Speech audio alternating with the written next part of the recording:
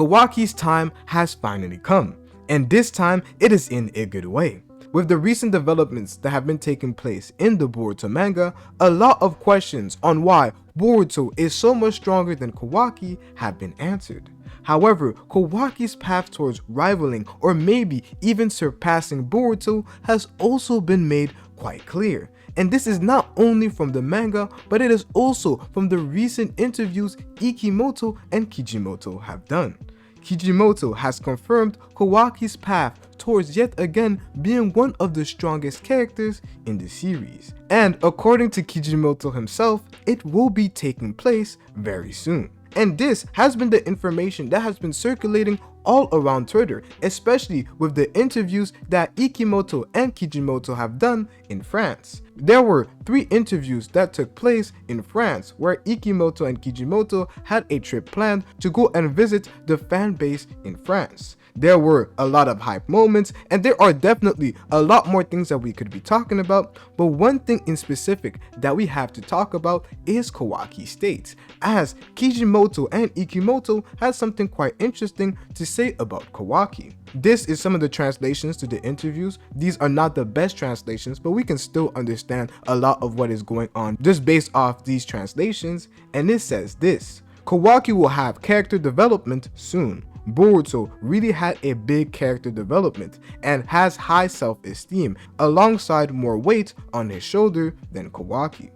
Ikimoto and Kishimoto are talking about the various different challenges that Boruto has had to endure. The fact that he is working on saving not only Naruto and Hinata, his village, Sasuke, but he is doing so to protect the entire planet. That's why whenever Boruto does something that is quite rash, we have a Kashin Koji who told Boruto to watch out or he's going to lead towards the destruction of the planet. This responsibility that Boruto has had on his shoulders has led to a Boruto becoming quite strong in the time skip. But that's not the only reason why Boruto is so much stronger in the time skip, as we learn in chapter 13 of Boruto to Blue Vortex that Kashin Koji has had a vision of the future, and he was able to see all possible futures that were out there, and in those possible futures he allowed Boruto to learn the moves that he would be learning in the future right now. So he basically gave Boruto a head start out of everybody. This is why Boruto's power level, when you compare it to the likes of Kawaki, Mitsuki, Sarada, Code, all the various people that are around him, he is just that much stronger because he has to be. With the burden and responsibility that he has to carry at the current moment, if Boruto isn't this strong, this planet is doomed. And this is exactly what Boruto was able to achieve in the time skip. However, this is just another reason why Kawaki fans must rejoice, and I include myself in that fan base, because no character in the time skip so far has received as much hate as Kawaki. Everything we see Kawaki do, people find a reason to hate on it. We see a Boruto that is strong in the time skip, and because Kawaki isn't able to replicate those same feats, we have a lot of people calling Kawaki a fraud. And some of the reasons were actually valid, like him getting caught off guard by the Cloud Grimes. But through us coming to understand why Boruto is this strong and it making perfect sense, we have to go back to Kawaki and give him a bit of an apology, in the sense that Kawaki, maybe his training hasn't been as good as Boruto, but it's not necessarily his fault. He hasn't had the help that Boruto has received to get him to become this much stronger. Kawaki, although he may not have followed the shinobi way of getting more powerful, he still seems to have mastered all of Ishiki's abilities, and I say seem to have mastered based off the information that we have been given, and we see a Kawaki with all 8 of Ishiki's triangles for his dojutsu. So I do believe that Kawaki did take that aspect of training to heart, and it now makes a lot of sense why we see Boruto perform so many feats that just make Kawaki seem that much weaker. When we saw a Boruto fly so much faster than Kawaki, and we even had a Delta who questioned how much Boruto has trained and that it doesn't make sense that he is this strong. All of it makes sense why Boruto is stronger, but it also makes sense why Kawaki isn't as strong as Boruto, because nobody gave Kawaki all of his abilities that he would learn in the future. Kawaki had nobody to give him that sort of guidance, and it isn't a bad thing that Kawaki didn't have anything and that Boruto had people to help him like Kashin Koji. That isn't a bad thing, but it is just the reasons why we have a Boruto that is so much stronger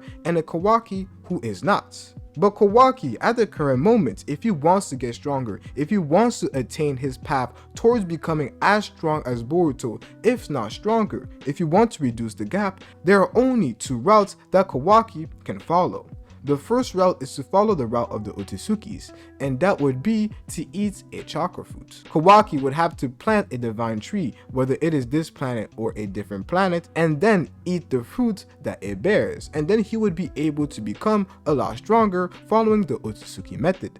However, Kawaki won't do that. Kawaki will not attempt to tarnish the world that Naruto worked so hard to protect. And in none of the futures that Kashin Koji discussed did we have a Kawaki who even had the slightest idea of creating a chakra fruit. This is something that Kawaki has never even seen as an option, and it doesn't appear like he sees that as an option in the time skip.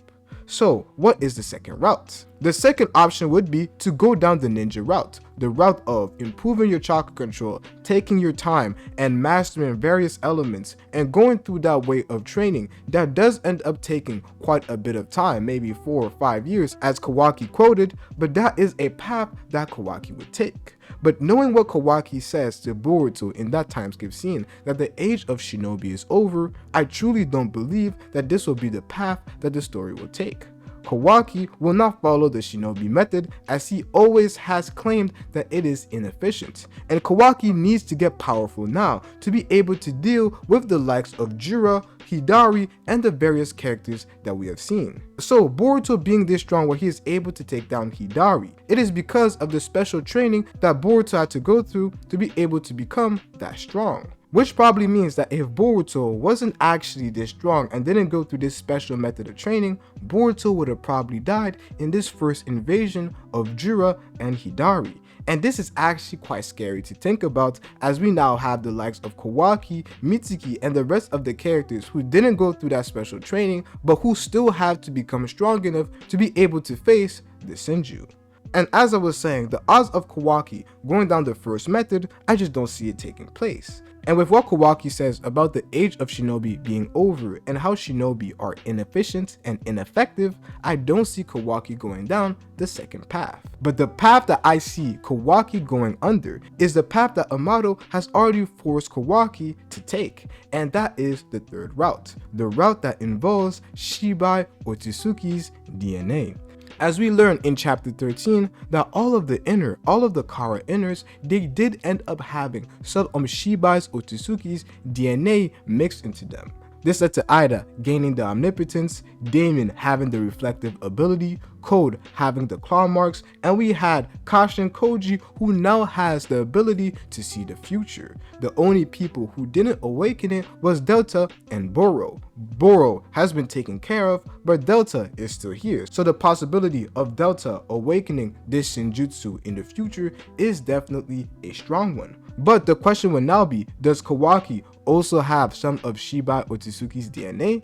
And I think yes. And it is because of the fact that we see Kawaki also have the same Kara inner marking that we see with the rest of the Kara members. Like the rest of the Kara members, we have a Kawaki who is almost like a cyborg. He has been modified with machinery, as we literally see that he can remove his arm and have another arm be placed. Kawaki has been altered similarly to the rest of the Kara inners. So if we already see these two factors that are similar between Kawaki and the Kara inners, I do believe that Kawaki may have also received some of Shibai Otsutuski's DNA. And does Kawaki has the possibility to awaken a Shinjutsu just like Kashin Koji and all of the rest of the inner Kara members? And if it is in fact true that Kawaki has Shibai Otsutuski's DNA, then the amount of strength that Kawaki seems to have in that time skip scene makes a lot of sense. Because not only is Kawaki already an Otsutsuki,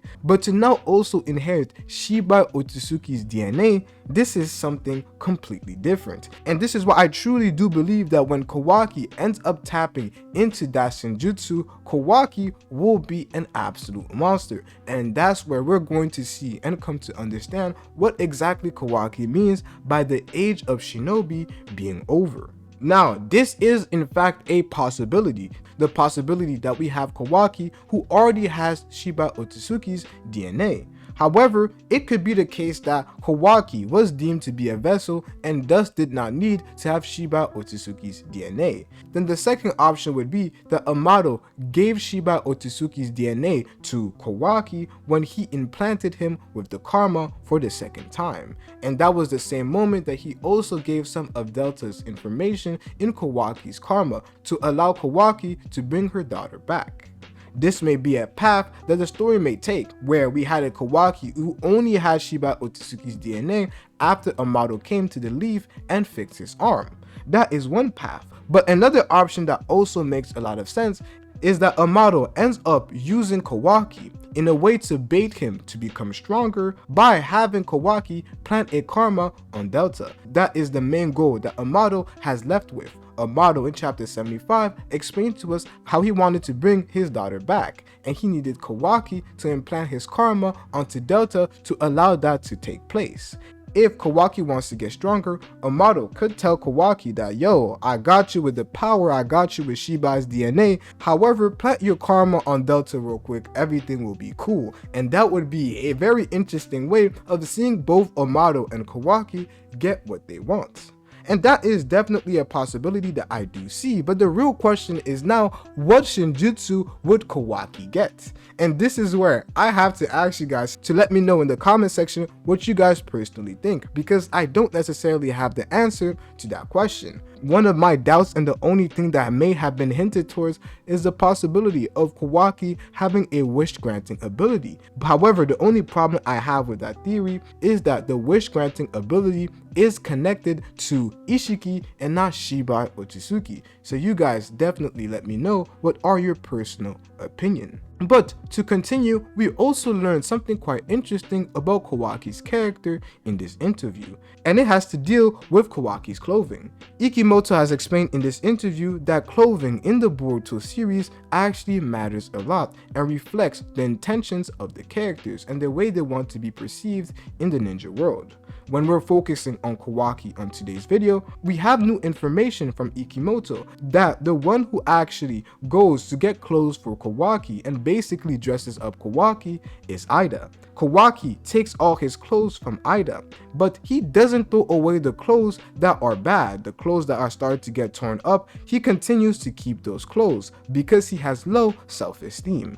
And this is quite interesting because it reveals a lot about Kawaki's character. The fact that he has low self-esteem, but also the fact that Kawaki thinks in a scarcity mindset. And this is not only shown with his clothing, but it is also shown with the way that he treats Naruto and how obsessive he is like. He feared that he would lose Naruto, so in that scarcity mindset, the first thing he needed to do was protect the only thing he had. Thus, he went and sealed Naruto and Hinata. And the more they talked in the interview, the more we come to understand how the dynamic between Boruto and Kawaki has been flipped compared to Naruto and Sasuke. And if you truly want to understand Kawaki and Boruto's dynamic and how it differs from Naruto and Sasuke, watch this video right here.